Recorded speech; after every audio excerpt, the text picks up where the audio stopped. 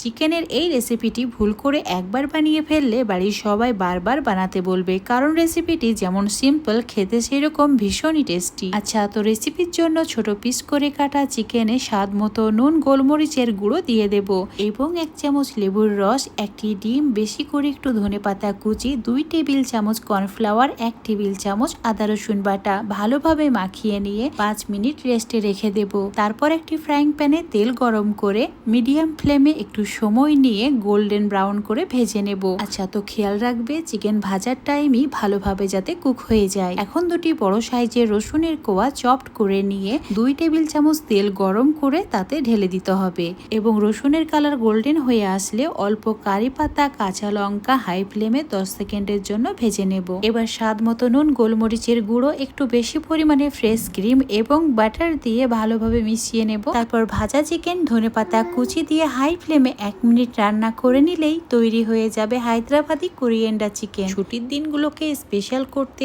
এই রেসিপিটি স্টার্টার হিসাবে একদমই পারফেক্ট। আচ্ছা, তো আমার রেসিপি ফলো করে তোমরা যদি হায়দ্রাবাদি কোরিয়েন্ডার চিকেন একবার বানিয়ে খাও, বারবার বানিয়ে খেতে মন চাইবে, কারণ এই রেসিপিতে চিকেনের পিসগুলো এতটাই নরম, তুলতুলে, জুসি হয় যে মুখে দিলেই মিলিয়ে যায়। রেসিপিটি বানিয়ে ট্রাই করলে খেয়ে কেমন লেগেছে কমেন্ট করে অবশ্যই জানাবে।